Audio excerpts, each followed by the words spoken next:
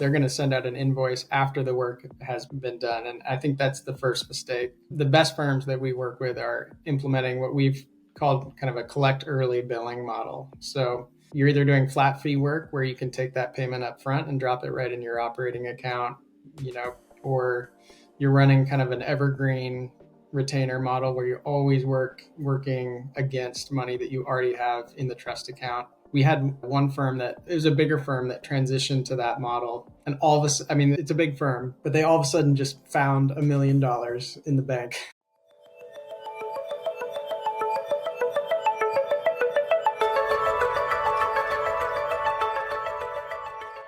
Hey, law firm owner, welcome to the Your Practice Mastered podcast. We're your hosts. I'm MPS. And I'm Richard James. MPS, we've got a fantastic guest today.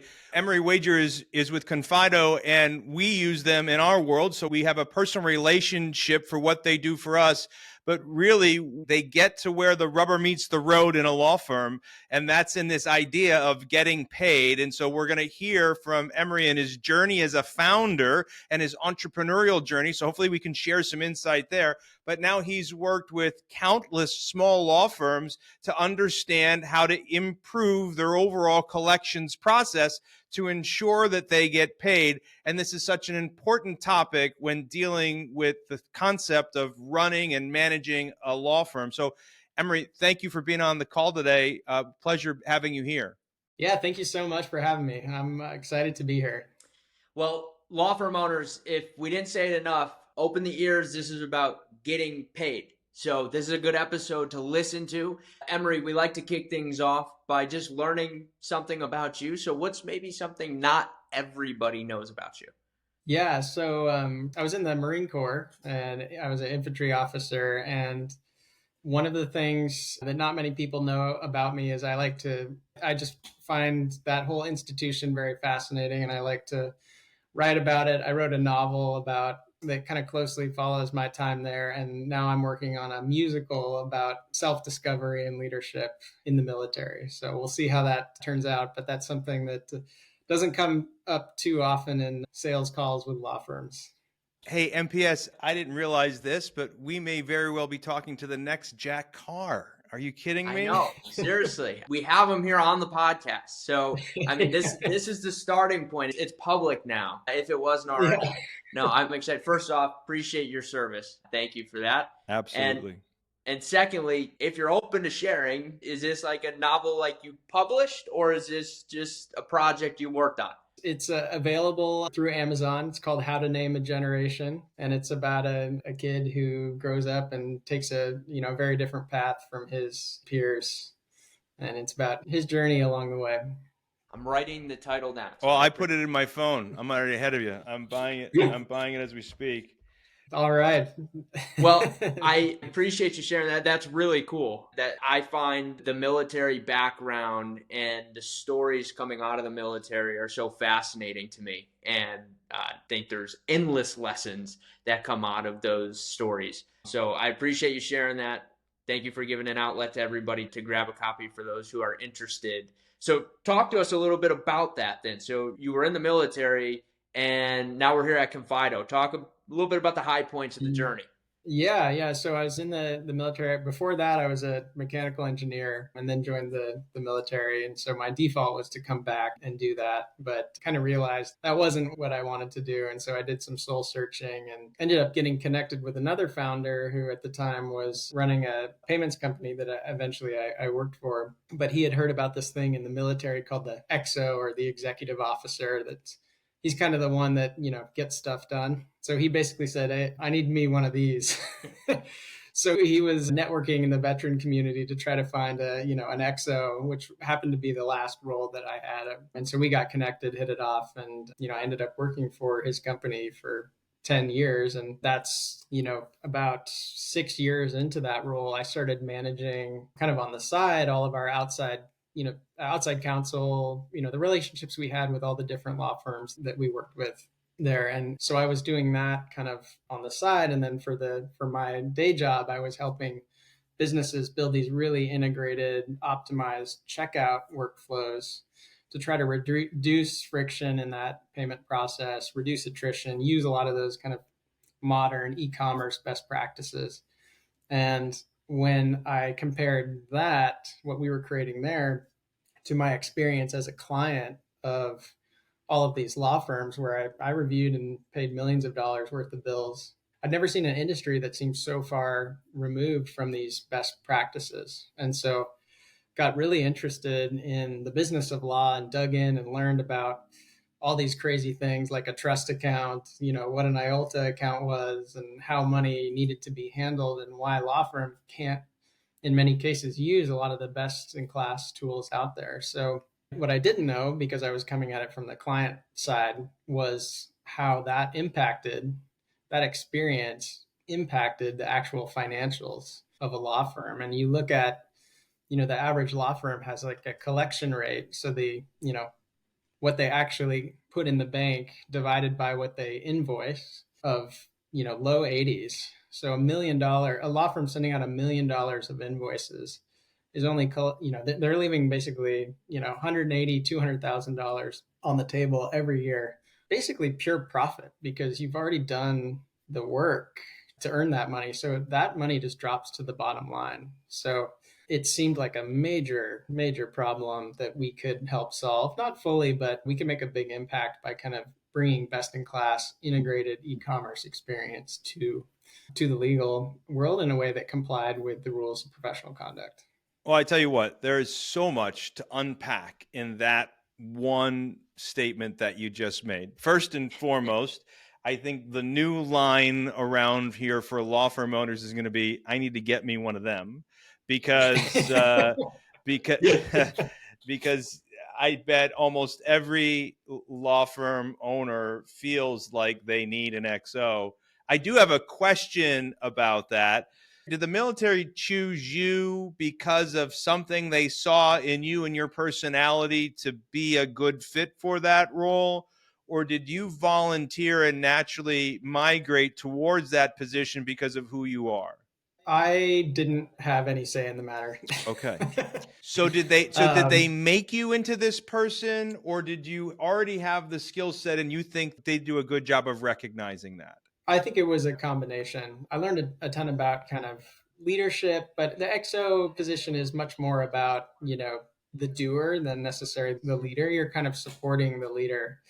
And so I learned a lot about what it takes to, support the leader and make sure that they can focus on the most high impact tasks. And I could make sure that everything else was running, smoothly. And so I think that was a big reason why I ended up in that role. And then a big reason why I was successful in that role and then, transitioned out and basically started in the private sector in a similar position. Well, so for the law firm owners that are listening, and by the way, we're in this boat, we're growing rapidly. I'm older, not younger, and I'm looking for a replacement in my world in operations and understanding that XO position is actually going to be helpful for me. It was a writer downer for me. But for you law firm owners that are listening, if you're looking for this operations person in the EOS world, entrepreneurial operating system world, they call it the integrator, right? That's that role. But this is great insight for them as to where they might be able to start to look to fill that position. So thanks for that insight. MPS, I'd love to have you touch on, oh my gosh, this idea that if I do $1 million in invoicing and only collect 80% of it, I'm leaving $200,000 on the floor. If I'm doing $5 million and I'm only collecting 80% of it, I'm leaving $1 million on the floor. I mean, MPS, you work so hard at helping people get their sales process in place. And a big chunk of that is making sure you set the collections process up. What do you see as you're coaching people and the impact that making sure they're getting paid better does to their bottom line? Collection starts at sales, right? That's where collection starts because sales very much controls what the next step looks like. And sales has the opportunity to collect as much as they can during the initial consultation. And so it starts there. And what I find is that, and I'm curious to hear Emery's thoughts on this, but what I find is that many firms think in many cases it ends there too. And they don't really have any process in place for collections, or at the very least, some version of, yeah, we'll send you out an invoice at some point. And if we get to it, Mm-hmm. great, we don't get paid. So I find that there's really no process at all, or if there is, it's not really a process. It's just like a little simple task that they go and do. So yes, I absolutely think we can influence collections at the start of the sales process and getting that initial consultation to maximize the dollars down and make sure they're set on a payment plan if there's a remaining balance, and actually have that payment plan scheduled and make sure they're set Mm-hmm. up. There's a card on file and it's ready to run and the whole nine there. That in of itself is probably a lesson for many firms. But Emery, I'm curious to hear from you. Would you agree that from a collection standpoint, many firms don't have much of a process, or if they do, it's very little at best? Yeah, totally agree. There's relying on, like you said, they're going to send out an invoice after the work has been done. And I think that's the first mistake. The best firms that we work with are implementing what we've called kind of a collect early billing model. So you're either doing flat fee work where you can take that payment up front and drop it right in your operating account, or you're running kind of an evergreen retainer model where you're always working against money that you already have in the trust account. We had one firm that it was a bigger firm that transitioned to that model, and all of a sudden, I mean, it's a big firm, but they all of a sudden just found $1 million in the bank. Crazy how that works. By making sure they had a key performance indicator that was what percentage of our revenue this month came from the trust account, and they were trying to maximize. They're trying to get that as close to 100% as possible. And then, another method is just putting a payment method on file, basically. It's kind of the evergreen model without having to deal with all the trust account stuff. So, hey, we're going to send out an invoice on the 2nd. And if we don't hear from you by the 10th, we're going to charge this payment method on file that you're taking in the sales process. So, I think it really starts, yeah, like you said, early on, and implementing one of those collect early billing models. Here's the thing. The smaller firms don't usually recognize the impact that this has on them. I mean, they do. When you have a larger firm that's moving 5, 10, $20 million, whatever it is a year, and they start to recognize doing business like this, vice versa, doing the business the way they did before, like you said, they all of a sudden wake up and find $1 million in their bank, right? And It's crazy. it's crazy. What's crazy is that they don't know this, right? And I mean, they've been around. We could argue that law has been around since Leviticus, right? So it's been here for a minute. And so it is crazy to me that they haven't figured out that the way that they get paid is to have a competent collection system. I understand now, after working with lawyers for 15 years, why this is, but it is still a little crazy. That idea of having a credit card on file for an evergreen situation, so my mentor, Dan Kennedy, told me many years ago, he said, Richard, because we were talking about invoicing and the way we should do things. And I was talking about when I was launching my consulting business, I'm like, so should Mm-hmm. I, invoice them, after the first month or whatever he said? And he looked at me, he goes, Richard, wealthy people are paid in advance for the work that they do. And I'm like, oh, really? I go, you could do that? He goes, not only could you do that, you should do that. It's just good for everybody, right? And so Mm-hmm.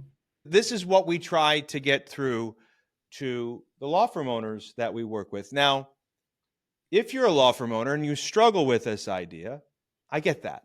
There's a lot of the things you've been through, law school, ethics training, your peers, whatever, that have told you maybe it shouldn't be this way. But if you own a law firm, you own a business. And if you own a business, your number one job for that business is to be profitable. Yes, you have a mission to help your clients. I get that. But we have to help all three C's. We have to help the clients, we have to help the company, and we have to help the crew or the staff of the company. And the only way to help all three C's is to make sure the one C, the company, is profitable. Otherwise, we can't help everybody else. That's the way to help the most clients Mm-hmm. possible. And so, Emery, I mean, as you know, look, but I think it's so easy for small business owners to get caught up in this because, as you see, as the XO of your company, there's a lot of moving parts in business, right? And when you're caught up in doing all those moving parts, it's sometimes really easy to get so far into the forest, you don't even, or into the trees, you don't even see the forest, right? You're getting caught up in the weeds and the little things, or they are the product, they're doing the work, they're being the lawyer, they're getting paid for their hours. And so they don't take the time to pay attention to these other things. What advice, if any, have you given them to get them away from their thinking of being a technician and moving them towards running their business like a business? Yeah, I mean, I think that a lot of these things aren't necessarily any harder. And if you are successful, if you're feeling successful, it's so easy to have this initial conversation basically saying, "Hey, we're going to put your payment method on file," or "We expect to always have money in the retainer account, and if we don't, we're going to stop work." But if you're not confident, and it just becomes harder to have that conversation up front. So I don't think it's necessarily mechanically that much more of a challenge, but I think it does take some confidence to implement those collect early billing models. Yeah. I think it comes down to just the root of it is just the perspective of them viewing their law firm like a business, right? Because if you view your law firm like a business, you're going to make sure that it gets paid and you're going to make sure that you're profitable. Mm-hmm. But when you view your law firm as solely just the practice of law, it's easy for some of those things to go on the back burner. And their focus is on the practice of law and not on the business. And so I really just think that's the root of this entire conversation. I think that's the root of a lot of the business systems in law, is that they just have a hard time wrapping their head around the concept of them owning a business and that it should be a business first mindset. And I think there's a lot coming up in the pipeline that's going to inspire some of these law firm owners to think a little bit more business minded in the next few years. That said, Emery, not to necessarily draw parallels entirely and totally back to the military, but I'm curious, is there one lesson from the military days that you can draw back either to collections or just to the Mm-hmm. business side of law? Yeah, they have this concept of always kind of going to the point of friction. So you could be, commanding a battalion, and that's, trying to take a fortified hill. And there might be one moment where, there's going to be a breach in the defenses and everything hinges on that. You, as the battalion commander, need to be down, at that moment, making sure that first, infantryman breaks through that breach.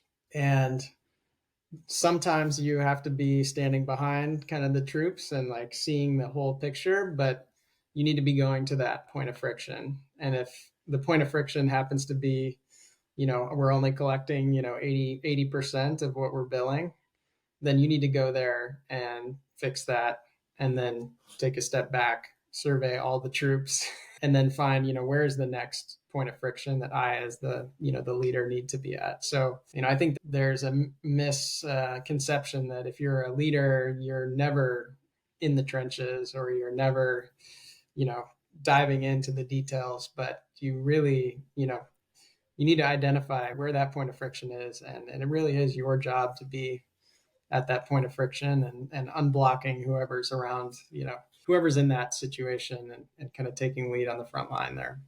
Such a great point. I mean, so you say point of friction, I hear constraint or bottleneck from the book, The Mm-hmm. Goal, right?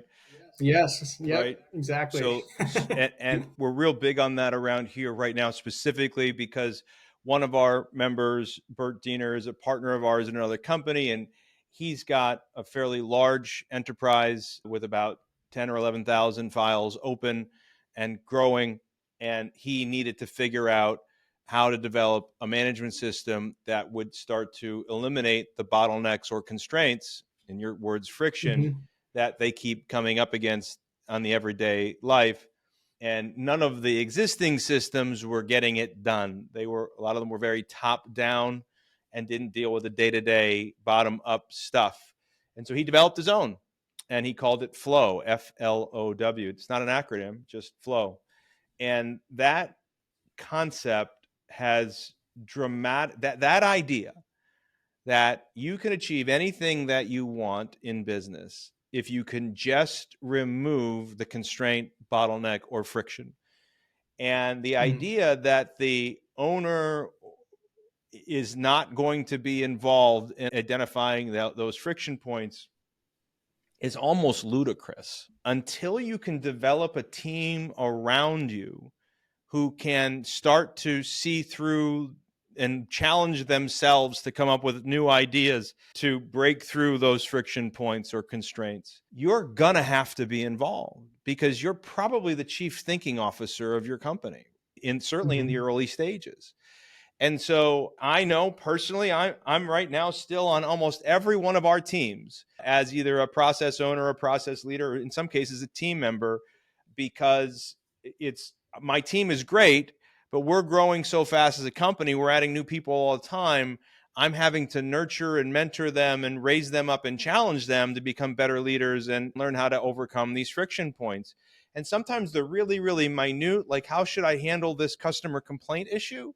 And sometimes they're really, really major, like, oh my gosh, our number one lead source just died. And how do we fix it? Because like we've got a sales funnel we have to keep full, right? So yeah, what you said is absolutely positively the truth about what it takes to run a successful business. And if you marry that with what Michael said, of that if owners of law firms would start to recognize that they're business owners. So if we get them to recognize that they're a business owner, and then we get them to recognize that their primary job is to identify the friction point and then get involved in the friction point at some level so that they can figure out what's going on, whether they're doing it on their own because their firm is smaller, or they've got to figure out how to teach their team how to figure it out for them. But they have to be involved in order to get it going on. I had a client the other day, I won't mention names. They were on an open office hour with me. And they're like, man, this system just won't work. They just can't figure it out. They keep breaking it. And I said, when's the last time you went and sat in that seat and did that job? And they said, I haven't done that job since I opened this firm. I go, exactly. I go, maybe a good suggestion would be go get involved in your point, the friction point. Go to the friction point. Figure out what's really going on so that you can show them in your way how you would conquer it, so you can lead by example rather than standing up and down and jumping up and down and screaming, why don't you just fix this? Why don't you just fix this? Like, some point we just have to get involved. I mean, Michael, you see that all the time, not as much in our company today, but certainly in companies that we're leading. Would you agree? Absolutely, I would agree. And I'll go even farther, and I will name names because this person did do this, but you have the Graftons, our EAY competition finalists from last year. And Kelly Grafton recognized that, right? She recognized that there were inefficiencies in several different departments within their firm.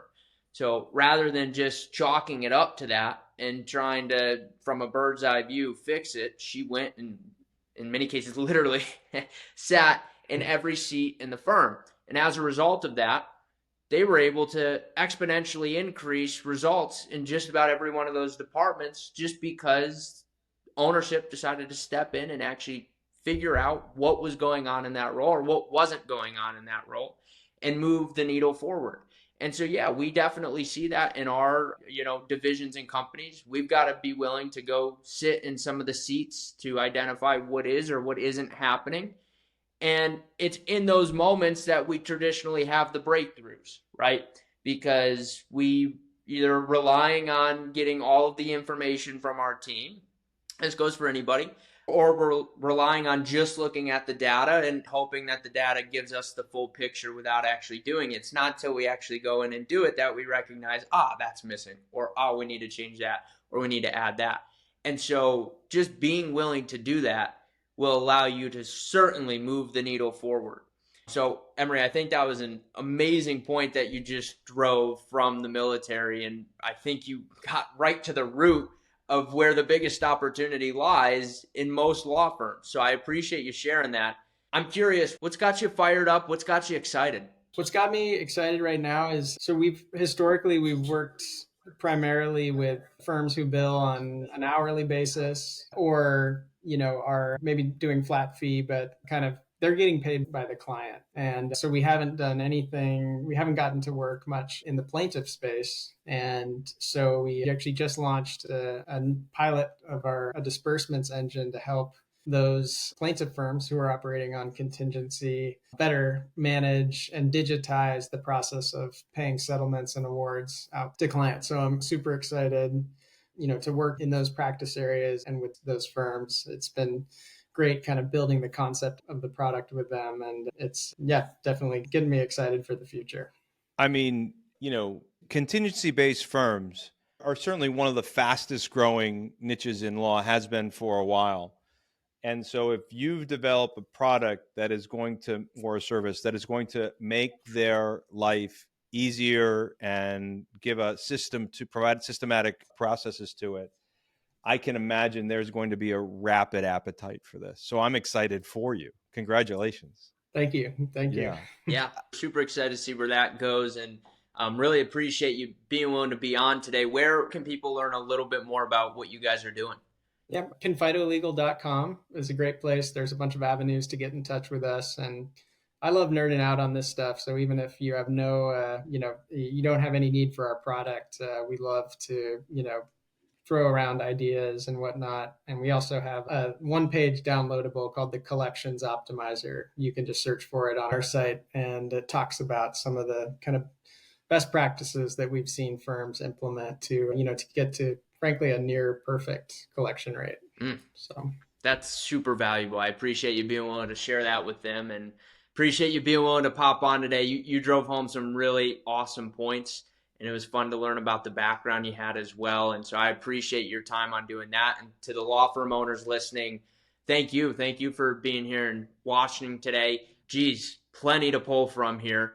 And we all love the topic of getting paid. So hope you guys enjoyed. If you did, and this isn't your first time around here, make sure you hit that subscribe or follow button. Turn those bell notifications on, depending on where you're listening or watching. And show Emery some love down in the comments below. Lots of great information today. But Emery, thank you again. I appreciate your time. Thank you so much. It was great to be here. Yeah, Emery, the Collections Optimizer. I'm in, man. That's a great name. Killer name. I love it. I hope everybody goes and downloads it. That's what this is all about, getting incremental improvements for law firms each and every day. Thank you for sharing your wisdom. Thank you, as always, for your service to our country and for bringing what you learned from that service time when you're serving our country to the company that you now founded. And we're excited to watch where you go from here. Appreciate you being a part of Partners Club family and supporting our members as well. Thank you so much. You're appreciated. Thank you.